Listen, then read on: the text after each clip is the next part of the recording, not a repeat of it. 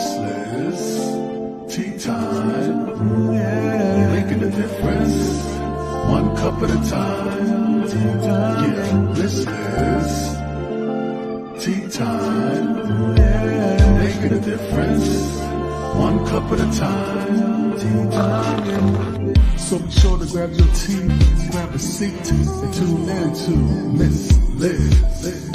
Tea time, making a difference, one cup at a time. Tea time, yeah. Tea time, time.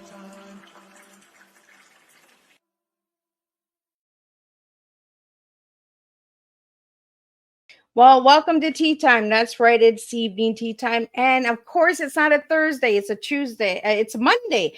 I'm already rushing a week ahead here. It is Monday, and we have a rescheduled tea time. We have Donna Levin in the house, and we're going to be talking about her new book called The Talking Stick and all of that goodies, and some of her other books that she's had, and how she became a writer, all that good stuff. But before we get Donna in the studio, we're going to get you over to Miss Liz's YouTube channel. We're going to get you to ring that little doorbell and so get the notifications.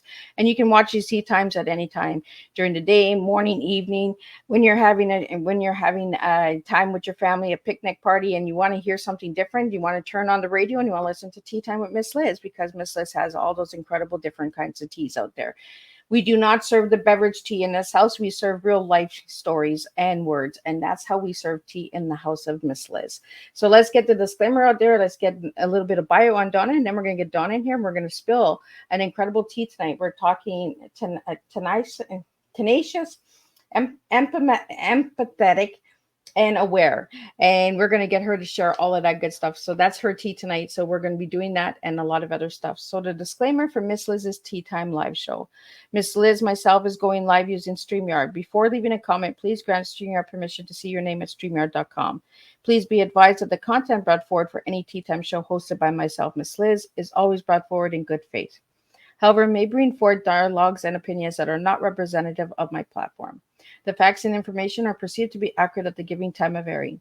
All tea time guests and audience participants are responsible for using their good judgment and taking any action that may relate to the discussion. The content brought forward may include discussions for some where they may be emotionally at risk. It's significant to know that this show is engaging in discussion forums only to offer and inspire awareness and connection, and it is not providing therapeutical advice.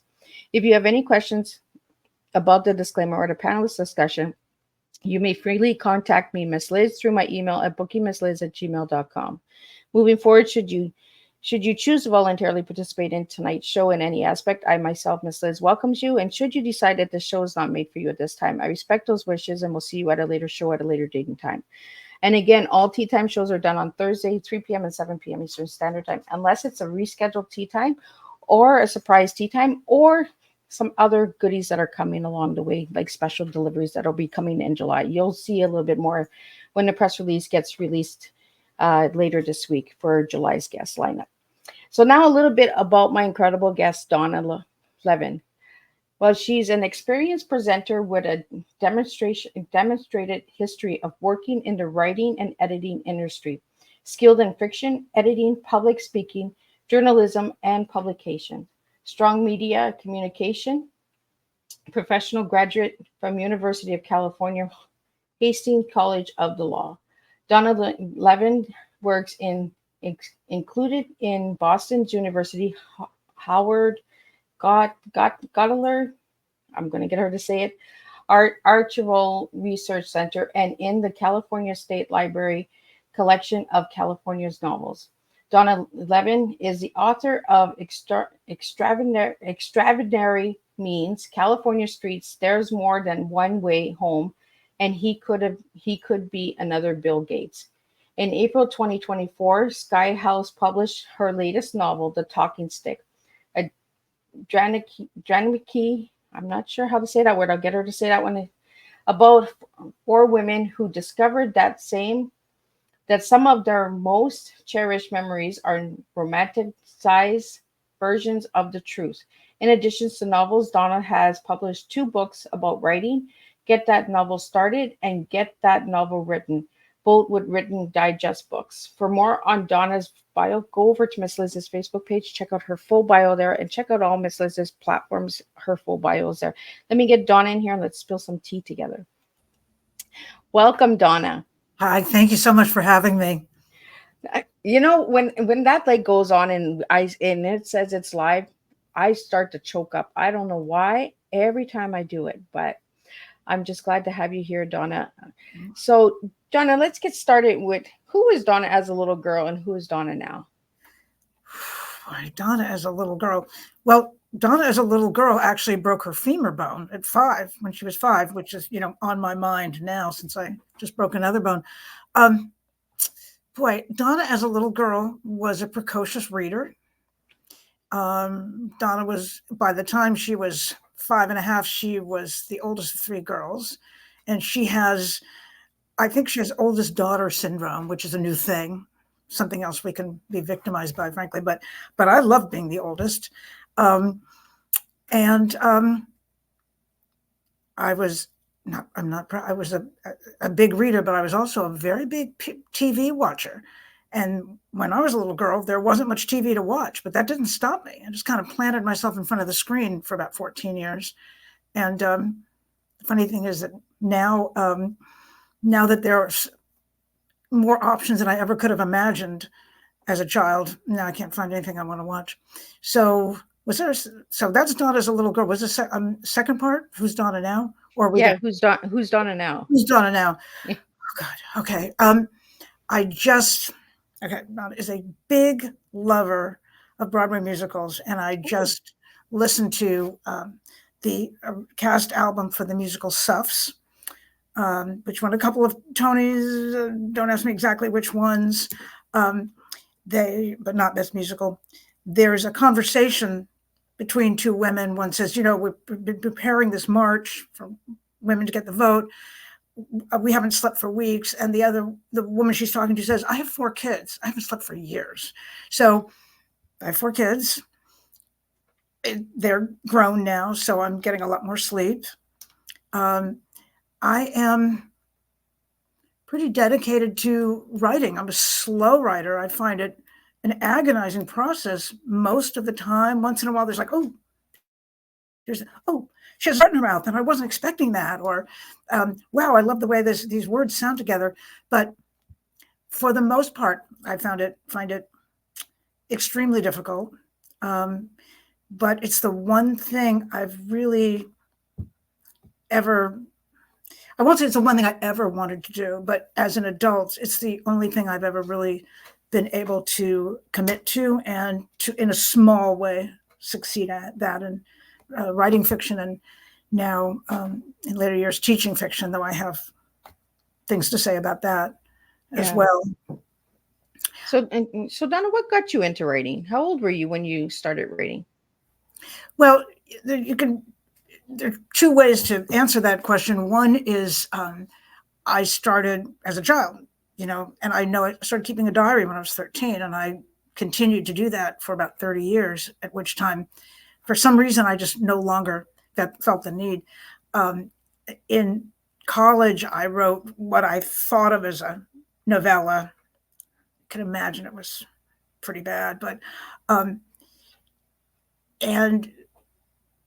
as far as, as making some kind of commitment to it and taking it seriously and being willing to take the risk of showing what I write to other people, the right people, that was in my late 20s, really. I had to really struggle to get to that point after having had a very discouraging experience at a writers' conference when I was 24. This was a writers' conference at Berkeley, and was run by an embittered academic named Leonard Michaels, who seemed it was his job to squash dreams, you could, by that definition, or just make sure that he got rid of anybody who might be, I don't know, competition for him, or what exactly I have some ideas about what his problem was. But he, at one meeting, at one workshop, he read a few paragraphs from a memoir that a woman had in the group had written. She'd poured her heart into it, whether it probably needed work. It, may not have ever gone on to be life-changing. But he said, they cut down trees to make paper. Some tree died in vain for this. And I was not even the direct recipient of this needless cruelty, but I was young and insecure. And by the way, now I'm old and insecure. So I didn't write for several years and many sessions of therapy after that. And looking back in later years, this professor wasn't even that good a teacher. I mean, besides the needless cruelty, he was very much into the way words sounded together, which is is very important in fiction. But he didn't really know anything about plot or point of view or conflict or anything. He just, he maybe should have been a poet, but I don't mind telling this story and trashing him because it really, some years later, when I found a good mentor, whose name was Leonard Bishop, that was when I formed the idea that someday I would like to teach fiction writing myself too, and pass on a more positive message, which isn't that, hey, writing is easy and people will flock to your door, because neither is true. But rather, Leonard Bishop used to say, your novels aren't publishable yet because they're not finished yet. Keep going. And he seemed to think that writing a novel was the most important thing that anyone could do, and the only thing that anyone should do also. And even back then, I thought, well, we also need firefighters and emergency room nurses.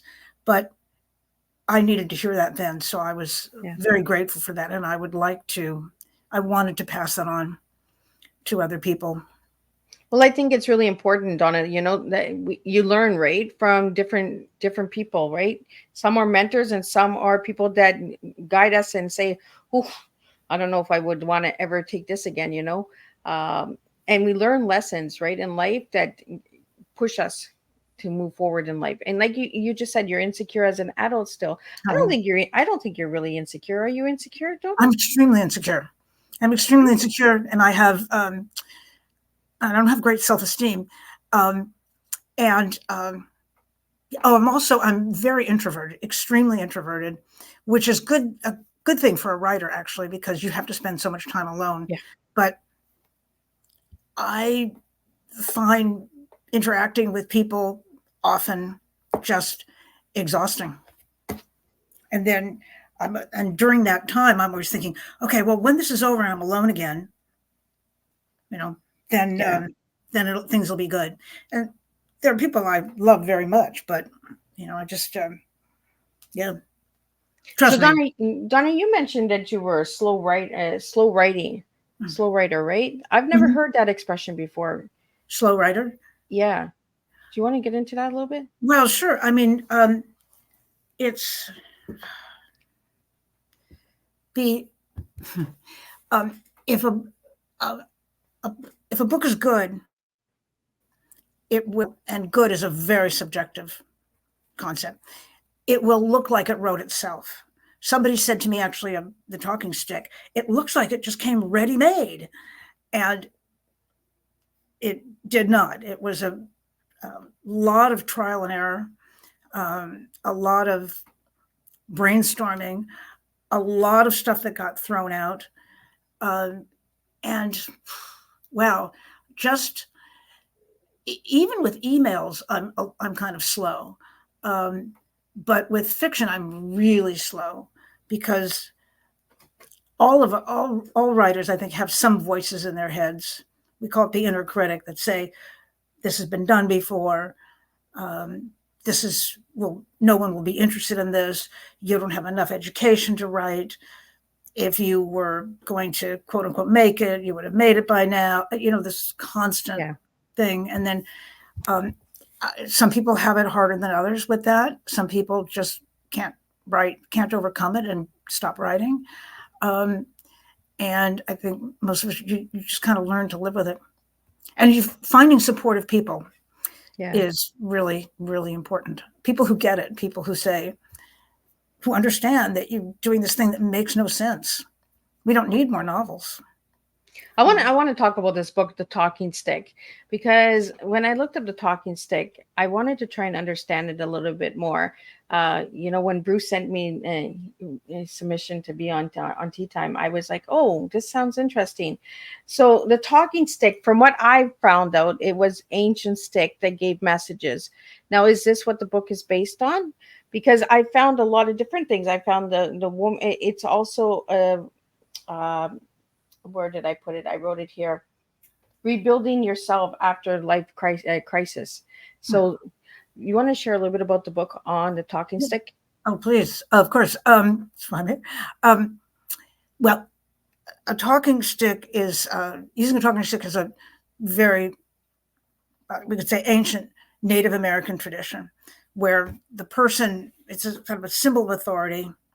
Actually, let me see if I can reach it. I bet I can. This is luck. Here's a talking stick. I bought it on Etsy while I was writing the book. So, they can, I've seen pictures of talking sticks that are much bigger and more elaborate with more beads and feathers, etc.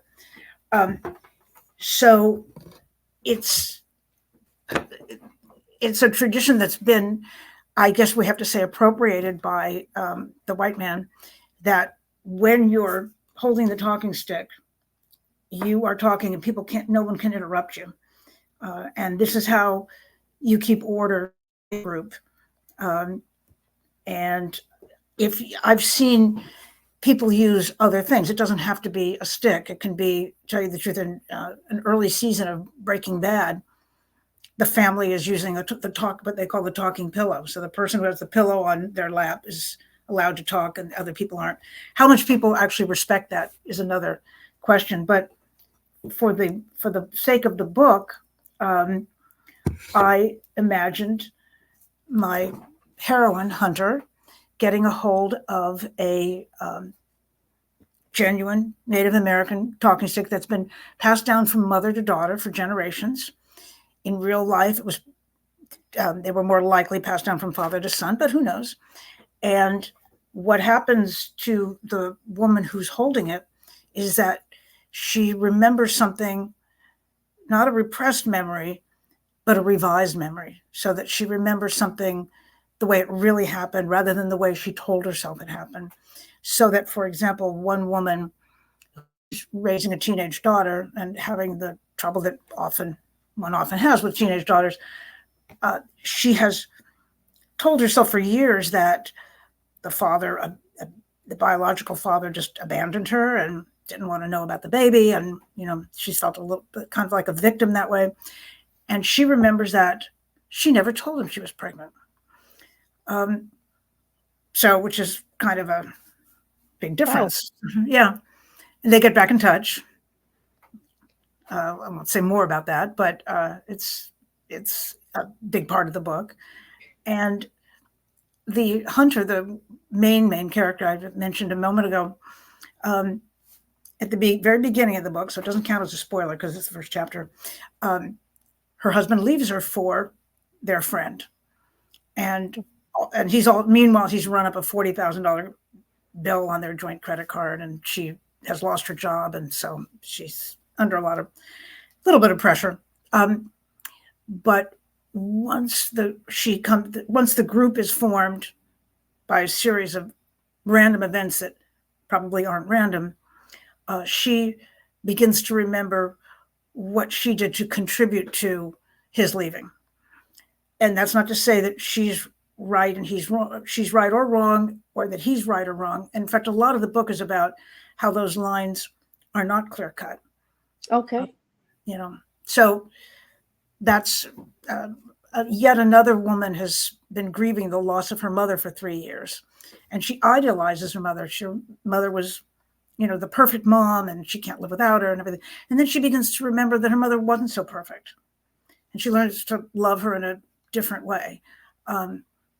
So I kind of thought of it. I didn't really plan it, but now that it's written, I think of it as kind of a dramatization of good therapy when therapy works. So the four characters, the four women in the book, did they know each other prior to this engagement, or Yeah. is it like a group, like they met at a camp, or like how do they get together? Can you give that a little out, Yeah, sure. or Sure. Well, Hunter, desperate for money, as I described a minute ago, goes to a local flea market on Treasure Island, which is, the book is set almost entirely in Marin and then a little bit in other parts of the Bay Area. So Treasure Island is our man-made island in the middle of San Francisco Bay. And in fact, that flea market doesn't exist anymore, thanks to you heard about this pandemic, but it was there for a long time. She goes to the flea market with her armful of William Shatner Christmas music albums, hoping to sell them to get just enough money to pay the minimum, etc. She meets a woman who gives her this talking stick. Now Hunter comes home very excited about she's going to use the talking stick. She's going to form a group and call it Get Healthy, because she used to work at a gym, and she's going to gather women, and they're going to get off the dieting roller coaster, and they're going to exercise, and they're going to keep journals of their progress, etc. But although she does a lot to promote the group, nobody shows up, nobody responds. So she makes flyers with a picture of her house and a bio, etc. Goes to a local open air mall, thinking that maybe she can post these flyers in the windows of various stores and get some interest that way. And an unexpected storm comes up and blows them out of her hand. Oh. So at that point, she says, okay, I'm done. I'm a quitter. I've done everything I could to get this group going. The husband's gone. I'm in debt. But, maybe things can get worse. I don't know, but I'm going home. But the other three women find the flyers. So I don't want to be, too explicit about this. No, we don't want to give too much away, because we want people to go out and grab the book, right? Yes, definitely. And from what I got from the Amazon, a little bio of the book and everything, there's a lot of humor in the book as well, correct? It's hilarious, actually. I'm not insecure about that. I know I'm hilarious. That's how I am. If I get a little nervous or something, I crack a joke, right? Put some humor in there, because life is so serious all the time. We just gotta break it and say, like have a little giggle once in a while. It ain't gonna hurt you. Yeah. If it's definitely a defense mechanism for me, but on the other hand, I do it so well. I mean, I'm just really funny, so being really funny comes with a certain amount of baggage. Comedians are famous for being pretty neurotic, but so it's a funny book. Yeah. Well, that's good to know. We have a couple comments that are coming in from Instagram. I just want to read them out to you. Oh, great. So kudos to you, Donna, for having the determination and patience and courage to keep going. Comes from Shanna, a lady here in Cornwall. So thank you for tuning in, Shanna. And we have another comment that says, awesome title of a book, The Talking Stick. Oh, great. So how did you get the title? Well, it's funny. I was just thinking about this right before we met, how this was a pretty easy title, because it centers around this possibly magical object. And I really struggled with for the last two books. They're both about a woman raising a child on the autism spectrum. And There's More Than One Way Home was the title of the first of the two I'm talking about, but it's a generic title. It refers to the son's refusal to walk a different way back home from the park. But you don't know that from the title. So I don't know. I'm not thrilled with it. And then He Could Be Another Bill Gates was another one I struggled with a lot and have never been quite as happy with. That was inspired by this idea that Bill Gates himself is on the autism spectrum, which I think is silly. If it destigmatizes autism in any way, great, I'm all for it. But this idea that everybody's just flocking to claim autism, those of us who had to deal with it one-on-one, I don't know. Again, the destigmatization, I need help saying that, obviously, Yep. Is good. But so somebody in that book says of the woman's then teenage son, well, he could be another Bill Gates. He could change the world. He could invent something that another generation of computers and make $1 billion. And isn't that nice? But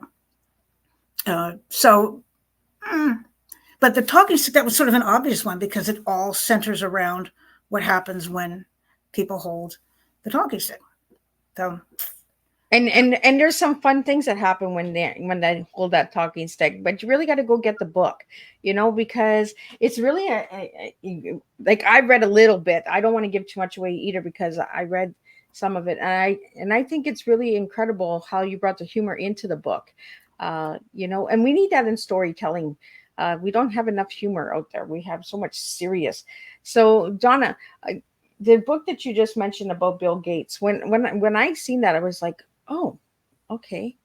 And it is true. But if it does help to destigmatize autism and that, I'm all for it as well. But it takes away from people who actually live it and go through it. right. And if we just put diagnosis on everyone just to get them out of the doctor's office, or like, we're not doing any good there either. So Yeah, that's how I feel. It's Yeah. it's cool to be autistic now. I think Jerry Seinfeld briefly claimed, etc. But So Donna, I want to get into your tea. The tea that you gave me, I have a hard time saying that. It's tenacity and empathetic and aware. So let's get into those 3 words. Why did you give me those 3 words for your tea? well, let's see. Wait, empathetic and aware as opposed to tenacious, because tenacious, I can be very tenacious. Believe me, this book would not have been written if I weren't really tenacious. I went through. I'm in a terrific writing group with very supportive women who actually have changed my view about women's friendships. But as part of that, I brought chapters to the group that and you get that kind of look on people's faces when they don't want to tell you how bad something really is. What are they going to say that isn't cruel? Yeah. But this is not, Donna, this really, hey, I need the ladies' room. I'll be right back. There were months of that. So just the fact that you have to be a novelist, you have to be tenacious. Empathetic, well, sometimes that does. I don't know if that does anybody any good, but I'm just going to tell you, I was in New York about a year ago, and I'm walking down Fifth Avenue, and of course you're in one of the most affluent places in the world, and here are people selling plastic containers that have fruit in them, and I start thinking about how hard they're tenacious and brave. And I start thinking about how hard they are working. And I went to see one of these musicals I mentioned. There was a woman got in line with a white cane, and someone came out from front of house and helped her get into the theater. But she does not want my pity. I know that. And everybody was as nice as could be. But I started thinking about her life, and then it just expands to there's so much suffering in the world, you Yeah. know. So I'm not doing a lot to ameliorate that, but you know, you give money and you hope it has some impact, or you try to help somebody on the street. But I don't know. I mean, I'm trying to entertain people mostly with my writing. If it makes people think sometimes, that's great. I would love that. I'm not going to assume that, but I would like it. And aware. Well, sometimes I feel a little too aware. Sometimes seeing all those things and think can be overwhelming at times, and thinking about what the future holds and what happens to my children when I'm gone, you know, whether it's financial or environmental or whatever it is. And I'm very aware of my own mortality. Do you know how people post on Facebook? It's my birthday. So today for my birthday, I'd like to ask for donations to this obscure nonprofit or that obscure nonprofit, the ranch in some state I've never heard of. If it's somebody I know, I often will give money, you know. But on my last birthday, I posted for my birthday this year, I want everyone to sit in a room and contemplate their own mortality until they tip into a full-blown panic attack. So, yeah, well, because that's what I usually do on my birthday. Unfortunately, I do it other days. Well, and that's the thing I want to get into, because I asked you one word to describe yourself and you gave me the word funny. And it goes right into what we're talking about, right? Being aware but we also have to look at life not so seriously, you know. And on birthdays, if that's the only time you want to give money to a donation or something, that kind of gives me a red flag. Like, is that the only time you support this? Or, you know, like, do you not want to support it all year round? You know, could we not put these campaigns up all year instead of just on birthdays? But I want to get into the word funny, because you have humor in the book, in the Talking Stick. You have humor in when you do events, when you do speaking, and that as well. And humor has really saved your life, I believe, in many ways. So let's get into the word funny. When you hear the word funny, what comes to mind for you? Well, actually, it was I would maybe say humorous rather than funny, but you know, they're more or less synonymous. I will say that I'm a hard laugh. I mean, it's hard to make me laugh. And if something makes me laugh, I'm grateful to that person, or that, you know, that entertainer, or that book, or that TV show, whatever it is. Some years ago, having a conversation with a woman who was talking about recipes, I said, you know, I really don't like cooking. I don't like to spend 2 hours on something that disappears in 5 minutes. And she said, don't you like to give pleasure to other people? And I felt like, no, get out of my lane. That took me 2 hours. You guys take it away in 5 minutes. Yeah, I mean, maybe I don't like to give pleasure to other people. You're making some assumptions here that are not necessarily accurate. And this was years ago, and for all these years, I've regretted that I did not have what was the right answer, which was, I do like to give pleasure to people. I like to make people laugh. I like that very, very much. When I have been reading something I've written, for example, to the women in the writing group, and they laugh, I just get such a high out of that. So that's, and I guess, you know, good humor is not about slapstick or people getting knocked over, or it's something that maybe makes you laugh, but later makes you see something a little more clearly, or see something a little differently. And let me see if I can think of an example. I certainly don't want to get into anything political, but yeah, that's a tough one. But you know, it's a very Jewish thing. Being able to laugh at ourselves. I'm not going to, it certainly doesn't belong to Jewish people by any means, but it's certainly part of my tradition and part of my upbringing and part of my culture. So, you know, that we just, going to make fun of ourselves. When you're a Jew all the way, from your first kosher hot dog to your final oy vey. I just saw that just recently. So,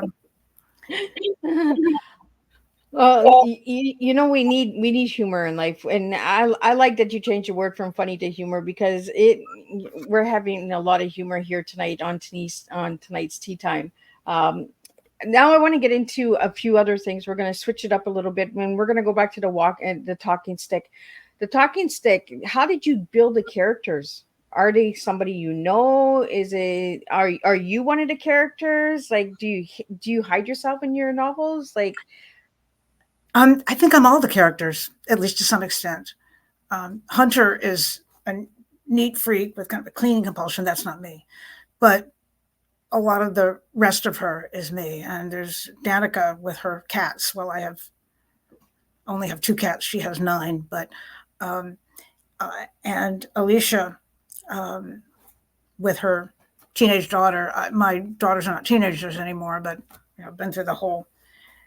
Once upon a time, I was a teenage daughter, and now I've had 3 come down the pike. And I think I've heard that this is that all the characters in a novel are part of the author. I mean, and that just sort of made sense to me, that you really only have your own experience to draw from, which is not to say that something isn't autobiographical, or that you don't use your imagination. But I think that's, we all, there's a way to explain this that falls under the word empirical. I mean, we just know what we've experienced. And of course you want to imagine other lives. And a lot of writers will say that that's what their jam is just imagining other people in other situations.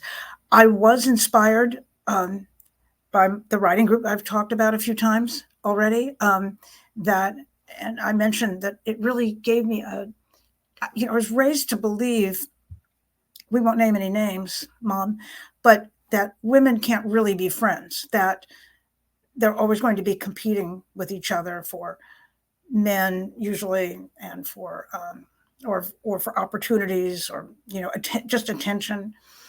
And relatively late in life, I met this women that they're all very different backgrounds and in very different circumstances, and they have very different triumphs and setbacks, and everybody, they are not competing with each other. In the acknowledgments of There's More Than One Way Home, I listed them alphabetically, and then I said, before I met them, I did not believe women like this existed. So this has been, it's maybe as much as the help I've gotten with writing from them. And I've been in other writing groups, of course, before this, but as much as the help I've gotten with writing, that's been powerful, an important experience for me. And it's very hard to shake those childhood messages, isn't it? I mean, here's a completely crazy one, which is that you don't disturb a sleeping cat. My mother, God bless her, if the cat was in her lap, she would just stay there, no matter where she supposedly had to be. She would just stay there till the cat moved. It's a cat, But when I'm reclining on my futon with the laptop in my lap, and the cat is on my leg, I will not move. Eventually. And I totally get that. I'm a cat lady too. And when my little Tinkerbell's on, I'm just like, okay, Mom has to get up. You got to move. And she'll just look up, and I'm like, well, whenever you're ready to move, then I'll move. They got something over us, right? These cats, like. Dogs have owners, cats have staff. Right? Yeah. And one of my daughters is a big cat person too. And I recently discussed this with her. Oh, no, go ahead. So where would you like to see this book go? In a movie, in a Broadway? Like, where would you like to see this book go? Well, it's of course, I'd love to see it be a movie. I have no desire to write the screenplay. Let somebody else do that. But of course, I would love that. It doesn't happen to very many writers, but so I don't want to count on that. I don't want to start casting the movie or anything like that. But of course, that would be great. Although, without naming names, a few years ago, I met a lady, wonderful lady actually, who had a book turned into a movie. And I asked her what that was like because, I'd love to experience it. She said that she didn't feel much ownership of the final product. It was really just kind of taken away from her. But she said it allowed her to buy a house in Northern California. So she was, there you go. she was down with that part. But yeah, that would be great. Or we could see the Talking Stick, the musical. Right. Well, that's why I brought up the Broadway, because you had mentioned that you like Broadway. So I thought maybe a Broadway, and there's so much humor in this book. So I think it would be a comical Broadway, turn it into a musical. Well, if you know any producers or a composer lyricist team who might be interested in a story about 4 women who rebuild their lives after crises, then please pass it on or let me know and I'll pass it on. Yeah, absolutely. For any of the listeners out there, if you know anybody that does musical Broadways and all that, I think it would make a hilarious Broadway, Donna, because there's so much humor in there. So yeah, any of the listeners out there, and if you're watching a replay, push #replay. Miss Liz always wants to know where you're tuning in from. We do have some listeners coming in from Instagram and YouTube and Facebook and all of those good places. So thank you guys for tuning in. I appreciate it, and Donna appreciates it. Donna, I want to get into your favorite color. The color you gave me was crimson red. Yeah. So why that color? I don't know. Ever since as far back as I can remember, red is my favorite color, and not just red, but the really dark. Let's see. Here's a good red right there. Yeah. The really dark, vibrant reds. I don't know. I actually, when I see that, and that it's that whole slice of the color wheel that I like. The dark red, the crimson, the scarlet. That I actually, when I see that, I get kind of a little dopamine hit. Actually, we got this too. Now there you go on your nails. Yeah. So happily, this is a color found in nature, and I like the jewel tones. All the sapphire and I like and teal and all those. Yeah, when I asked you your favorite color and I got a direct kind of red, I was like, oh, she likes a certain type of red. So, and I liked it. I was just like, that's different. I like when my guests give me like a different color, like like peewinkle or or lavender purple, or like a blue and a purple mixed together, or they create their own color name or something like, because it gets creative, right? And colors say a lot about a person. So I was like, she likes crimson red. Have you ever written a murder story or anything like that? Like, funny you mentioned that, because I would like to. I've started something that new, which will be partly murder mystery, but it's, to be honest, I'm doing that because it makes for a good story. I'm actually puzzled by the almost universal fascination for murder mysteries. I like to say that if you put a murder mystery by James Joyce on the cover of Finnegan's Wake, people would read it. And if an alien came to Earth, at least to North America, it might think that a third of the people were killing another third of the people, and the final third were trying to figure out who did it. I don't know, and so much on TV, the British murder mysteries, and then for me, rather distastefully, the popularity of Law and Order Special Victims Unit. I find that I really don't want to watch TV about spousal abuse or infanticide. Yeah. And I wonder why there's such an audience for it. Now, I mean, cozy murder mysteries are less troubling to me, but I still don't really understand the obsessive fascination with that. The closest I can come is saying that if you tell somebody it's a mystery, that they know it's not going to be 100 pages of a woman slicing zucchini in her kitchen and thinking about her childhood, that it promises some kind of plot. Yeah. I actually just a few days ago finished reading what was billed as a psychological thriller. I won't mention the author, but she has written a whole series of these psychological thrillers, and they center around clueless masochistic women and sadistic men. And I think what they promise is this fast shuffling plot where you don't know who the good guy or the bad guy is, and each keeps changing around everything. I understand that people want a fast moving plot, and to change, I think the Talking Stick has a relatively fast moving plot, but I finished this book and felt a little worse about myself and the world, that people want to read about women letting themselves be abused. It wasn't over the top. There's no physical abuse, but there's a repeat pattern of this man manipulating a woman and how she keeps justifying that's okay, and he's so hot, and he was nice yesterday, and everything. And there's no moment in which she finally says, "I'm wrong to be living this way." There's just that. So that's so Donna, if you were to write a murder mystery book, would it be like almost like a murder she wrote kind of plot, like layout? Yeah, so, because the old show Murder, She Wrote, it was about trying to find out, right, about all the different characters, who did it, right, who was the last one to speak to that person, and who might have wanted to take that person out and stuff like that. I think we need more of those types of murder mystery books out there that get you to really think, right? Who could it be? Well, I think that's what the attraction is, the puzzle, figuring out the puzzle, the Agatha Christie type.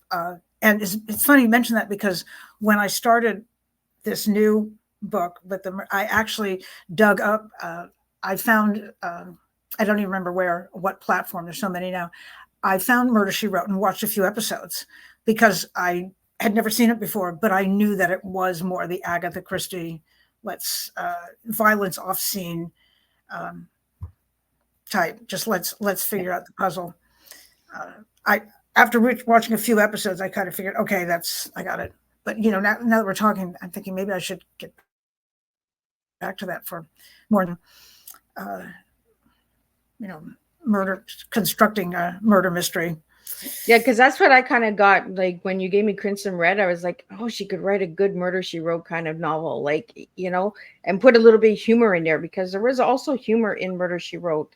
When you thought there was that character, and then they threw a little joke in there, oh no, they were off romancing or something, or another plot came in, another story came in, and that's what I got from the Talking Stick, was the different relationships, right? Because there is some romance as well in this book.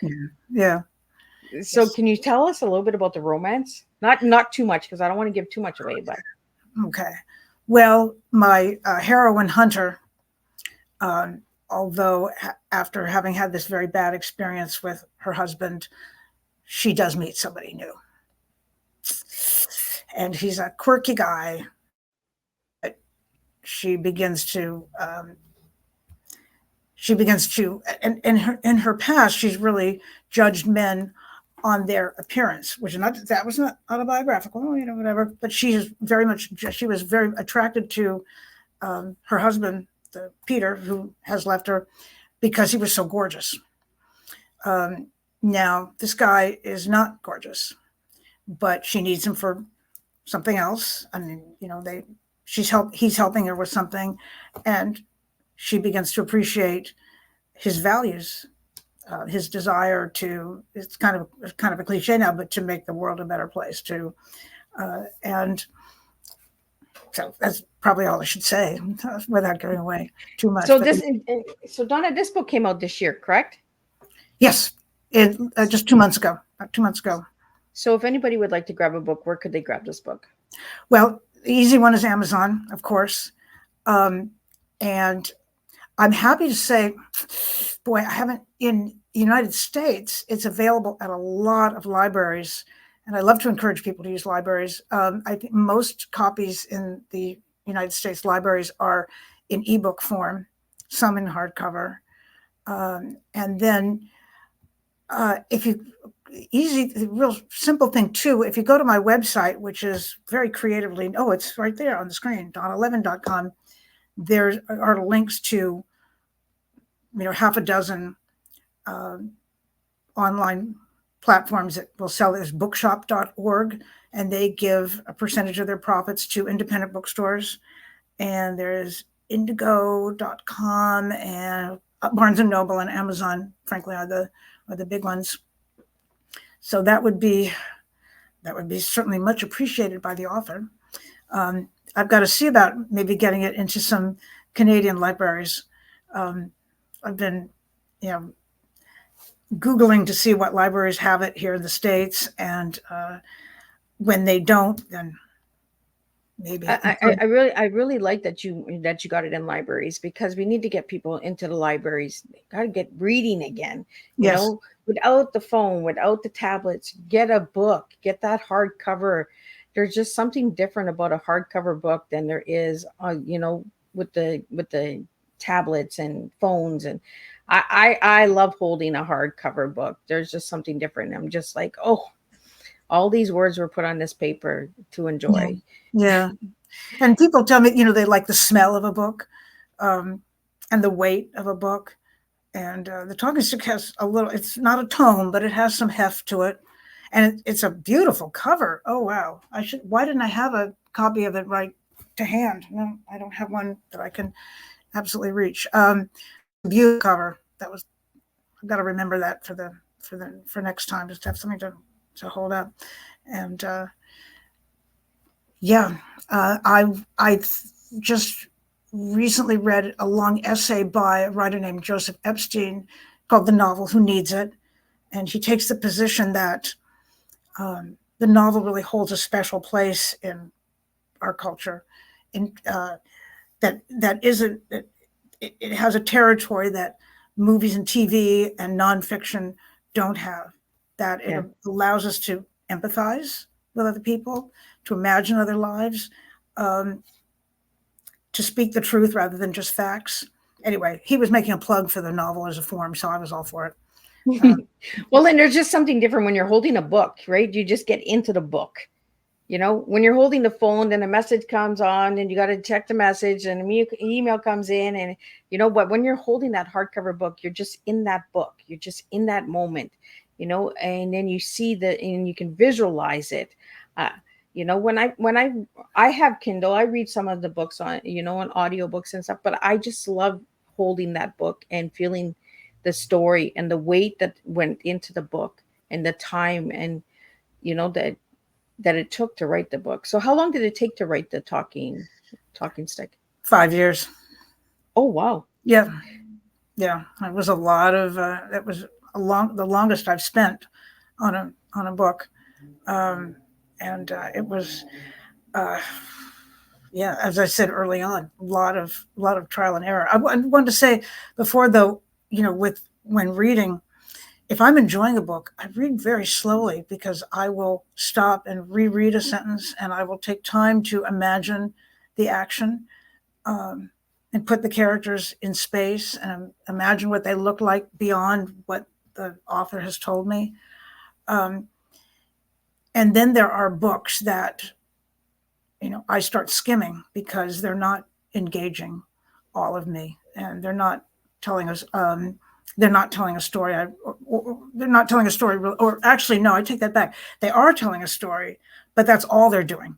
They're not making me, so I'm just skimming to find out what happens, but I'm not really engaging with the characters. Yeah. I used to do that in school when we had to do book reports. Skim through a book, read the first, the middle, and the end, and then the back. And I would do my book report on that. if it was a book that I didn't really want to read, and there was this one book in grade 8 that I had to read about seals and killing seals and taking the oil, and I don't like cruelty to animals, and I just couldn't do it. I was just like, I'll get an F on this report because I don't even want to read this book, right? And so, any future plans for any new books coming out this year or next year, Donna, for you? Well, this was my one book for this year, but I have gotten pretty deeply into a new novel. It's, that what keeps me going is the fantasy that the next one will be easy, and I'm always wrong. It remains a fantasy, and this new book, I'd like to write about what they now call DID, dissociative identity disorder. You'll know it from, the Three Faces of Eve and the movie Split, and and the United States of Terra. It's a fascinating phenomenon, just fascinating to me. So I don't know if I can do justice to it or not. I think there's what I'm finding, for one thing, is there's a very vocal, active community of people with DID, and the idea that with therapy, all these alters come together to a cohesive, personality, for lack of a better word, is actually very rare. What people work through in therapy is forming a system where these alters work together. One alter goes to work. One alter puts the kids to bed. One alter cooks. Hopefully it's not me, but that seems to be really, and breaking down what they call the amnesic barrier, so that you don't have a host who doesn't know what's going on, or you don't have a host who's losing time, who's in the grocery store 1 minute and then wakes up in another state a day later and has no idea what's happened. So the therapy really is about addressing that.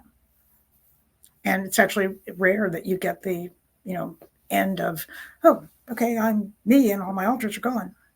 And Yeah. it's Well, okay. I find it really interesting that you brought that up, DID, because I was diagnosed with that in 2007.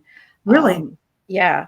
And there's a lot of stories out there that make us look like we're monsters, and we're not monsters. We do have these different alters and voices and stuff. And then when we start to heal and start to understand the different alters, then we come as one. So I hope I really want to look forward to getting that book.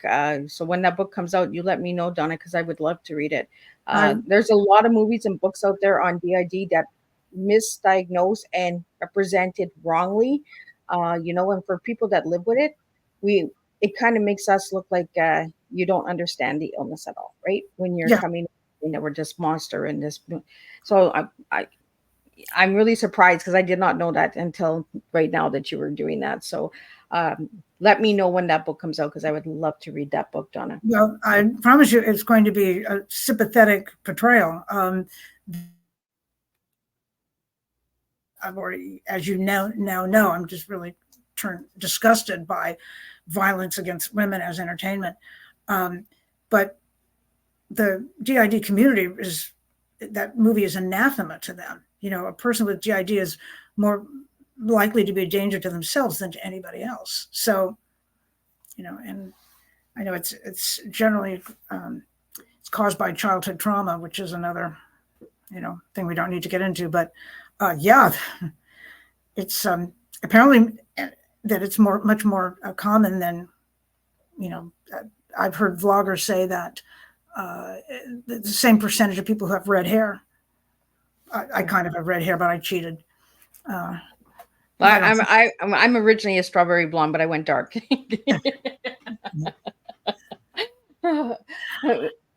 So, Donna, any final message for anybody out there that would like to grab the talking stick and all of that good stuff, and how they can connect with you? For the audio listeners, if you'd just like to spell out your website so they can check you out. Please do go to my website. That's the fastest, easiest thing to do. If you're interested in buying the book, of course, I would love that. But I'm more interested in readers than I am in sales. So if you can buy a copy and share it with other people, or, again, I'm not sure what the logistics are in terms of getting a book from the United States Library. Hey, you can ask your library to order a copy. I mean, Absolutely. The ebook form. So I would love that. And I really appreciate you having me on today. Well, it was a real pleasure having you on. And, as we got to talk more and more, I got to know you a little bit better. And I really appreciate everything that you're doing and in the writing world, and keep doing what you're doing, Donna. And it was an honor to have you on my platform. For all the listeners that tuned in today, thank you. I really appreciate your support. For all your newcomers that are just checking out Miss Liz's Tea Times for the first time, thank you for tuning in. You could be somewhere else, but you tuned in tonight to listen to us. So thank you for that. We will be back Thursday at 3 p.m. Eastern Standard Time, and we're going to be wrapping up the month of June and then jumping into until July. My tongue again, we're going there. And the press release for July will be out soon, so you'll be wanting to check that out. There's a few good goodies and surprises in there that you'll be like, where's Miss Liz going with this? But that's the way we do tea in this house. So we will be back on Thursday with Kim Devandesan, and she's coming in from the Neverlands. So we got some good stuff coming. So again, Donna, thank you for tuning in and joining me tonight. And for all the listeners out there, thank you, Bruce, for giving me Donna and sharing Donna with me. It was a real pleasure. And I will see everybody back here Thursday at 3 p.m. Eastern Standard Time for the next TEA. Keep serving your tea and keep being true to yourselves, and we'll make a difference with a cup of tea, one cup of tea at a time.